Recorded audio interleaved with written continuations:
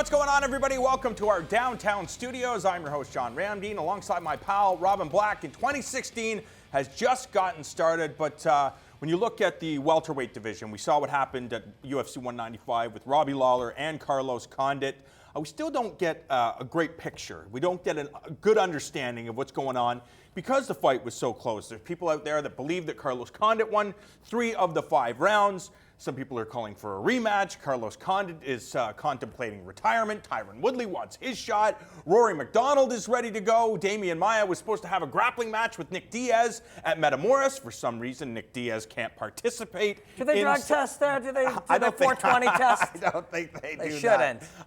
When you look at the welterweight picture right now, are you getting a sense of that things are in order, or is it in disarray? Well, the one thing we do know is the champion is Robbie Lawler, and the champion cannot be beaten in the 5th round. And that is really, really cool. This guy has had the career that he's had, well documented. What was he, 10 years old when he started fighting? He's fought for 100 years, and somehow he's only 30, and he's gotten better and better as he's went along. And to be defined by his heart in these fights, he will beat you with his mind. He certainly will beat you with his straight left and his right hook. He'll beat you with smart, economical striking that he has fine-tuned over the years, but he'll beat you with his ferocity in the 5th round. And that really, when you look at who Robbie Lawler is, and you look at what he's accomplished, to me, I bet that's what he's most proud of. When the shit is on the line and you're standing face-to-face with him with a couple of minutes left, he's going to win the fight. One of the things people have been talking about over the last couple of years is head trauma and concussions. The Will Smith movie just coming out right now. Robbie Lawler has been hit a lot inside of the cage, and he's talked openly about the fact that back in the day, he refused to spar as much as all the other team members in different camps because he wants to save his brain. Why is his fighting style, why does it allow him to get hit so much? Ooh, that's interesting. I mean, if you think about the early days at the Militich camp, they just beat each other up. Yep. They just beat each other up. And maybe that wore on him for a bit. And then in that middle range where he fought at 185, he won some, Lorenz Larkin beat him. He did all right. He didn't train as much, he didn't spar as hard then. He saved it all up for when he was going to go to 170 and he was going to make the real run at the title. It's exactly what he did. Now, you start thinking about it when you look at his style, part of why it's beautiful, part of why he brings the best out of his opponent, Carlos Condit, Rory McDonald, Johnny Hendricks, he brings the best out of these guys, is because they can hit him. Now, if that's the case, you better save it for the fight. You can't be in the gym at ATT or traveling around with the best fighters in the world hitting you on the noggin every day. You got to save it for the fights. And he's got hit more as a champion than almost anyone. He got hit so much in that Condit fight, still found a way to win. How long does he have there? Who knows? That's going to be up to him, man. A couple of brilliant title defenses, finally made his money, made his mark forever. I don't know if he'll be starting to think about retirement soon, but you hope that when the time is right, he does step away. Well, he has talked openly about the fact that he said this is where he feels most comfortable. He said the other areas of his life, he says he doesn't feel like he's in control.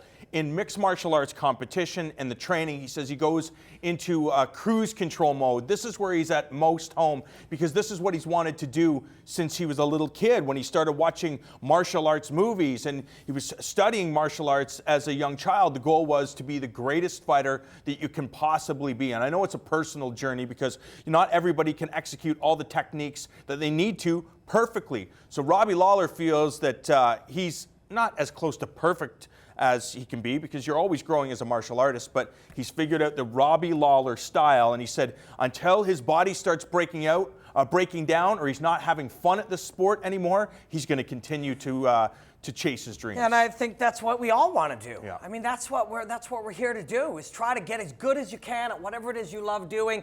And if you love doing it, you live in the moment of it, and that is when you're happiest. I mean, there's a million ways to live your life, but possibly the easiest and the most fulfilling is choose the path that you want. These guys, now, for some of us, that is, whether it's medical school or a regular job and being good at it, or being a father or whatever you seek, the ones we celebrate are the ones that are brilliant dancers or singers or stars or fighters or football players. But we just take inspiration from those guys. But to watch a guy like that literally live his dream from the time he was a teenager and be the perfect version of Robbie Lawler for 2016, be the champion, it is a beautiful thing. It really is. You mentioned Robbie Lawler fighting at 185 pounds. A good time now for the middleweight division in the Ultimate Fighting Championship. Anderson Silva ruled for so many years. Chris Weidman was the changing of the guard. Luke Rockhold, after that sensational performance, do you expect there are going to be very many challenges for Luke Rockhold as the champion? I mean, Romero won his last fight against Jacare, and we all were discussing these two super athletic, super talented, aggressive fighters. The winner was going to be the next guy. Romero can't fight round 3, 4, 5 like that. He can't. And when you look at it, and we didn't even feel that he necessarily won that fight. I think afterwards you said it should be a draw. It felt like a draw. There was, and that doesn't include hard fence grabbing. Hey, don't grab the fence. Sorry, I don't understand you right now. My ears are full of something. It was just, that did not provide for you a fighter that you clear think number can one beat. guy. Or even a guy that you think can beat either Weidman or Rockhold. I think Weidman and Rockhold are the 1 and 2 in the world right now. And whether or not Rockhold, I think what Rockhold would like to do, and who could blame him? He wants to fight non-juiced up Vitor, dad bod Vitor. You go, and for him, there's a lot in it. You get to go avenge a loss against a guy you don't like in a fight that you're pretty sure at his age now, with the wear and tear of his body and whatever's happened through, you got to use a lot of testosterone or you can't live, and now you don't need it at all. All those things, for him, that's a great fight. He'd love to have that fight. For us, we're like, I don't know, maybe, maybe not. But in Brazil, the UFC makes money, Vitor makes money, Rockhold makes money. All the parties involved would love to have that fight. For my money, I believe Chris Weidman is still the only guy in the world who can really beat Luke Rockhold, if he can. And we talked about it in the year-end show, and I have... my opinion is that Chris Weidman will recapture his 185-pound title. He said it was like many champions that have never tasted defeat before or lost inside of the octagon, that they said it was the best thing for them. I get to go back to the drawing board because I never suffered a loss in mixed martial arts. I now know what that feels like. I have to turn this negative into a positive, use it as extra motivation. It doesn't seem like Chris Weidman needs any motivation.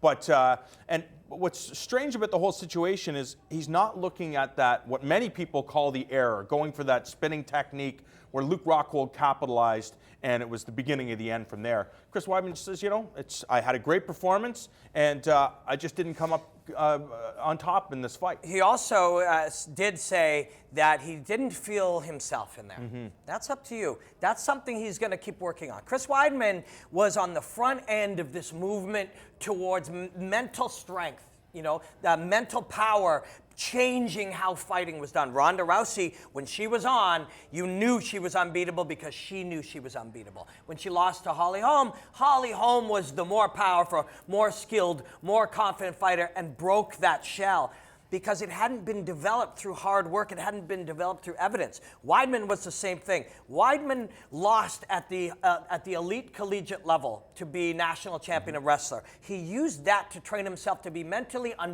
unbeatable and mentally unbreakable. The problem with just doing out of desire and doing it out of will is you don't have real techniques and tools to train your body to prepare to be at your ultimate best. Weidman was at his ultimate best because he wanted to be at his ultimate best. Along came a Luke Rockhold who just exposed a little crack in there.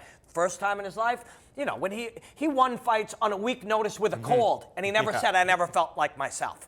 On this one, he never felt like himself, and that had a lot to do with the way Rockhold presented himself and performed in the weeks leading up to it. Weidman needs to work on that, and I think he can, and I think he will. Quickly, we've got to talk about Frankie Edgar feeling like he's disrespected again by the UFC. He wants this matchup with Conor McGregor at 145 pounds, but Conor's calling out Rafael dos Anjos, saying, I'm moving up to the lightweight division, and I'm going to claim that championship as well. And Frankie's like, I just can't believe anything. I was promised this title fight. So what does Frankie Edgar do? Does he sit on the sidelines hoping that that's going to happen, or does he take a fight in the meantime? Knowing Frankie Edgar, he takes the fight. Because Frankie Edgar, we've talked about it in a lot of different ways. What does Stipe Miocic do if he doesn't get that shot? What does this guy do if that's a rematch? All you can really do is keep knocking folks out. Go in there, knock him out. And when you're Frankie Edgar, and you can almost blank my guy Uriah Faber, one of the greatest ever at the lighter weights, you can go in there, tap, tap, pause, tap, and lay out Chad Mendes. Who can't you beat at 145? Yeah. You know, I'm sure Max Holloway would love that opportunity. That's a brilliant fighter. Do we believe that Max Holloway can beat Frankie Edgar? I know Max does, and that's the start. But I don't know who can beat Frankie Edgar right now. Well, the 155-pound division, really one of the best divisions in mixed martial arts. Coming up January 17th in Boston, we'll see two of the best collide as Anthony Pettis takes on Eddie Alvarez. It's headlined by Dominic Cruz and TJ Dillashaw for the 135-pound championship. Tune in to our preview show and our prelims, and the prelims will be headlined by Patrick Cote and Ben Saunders.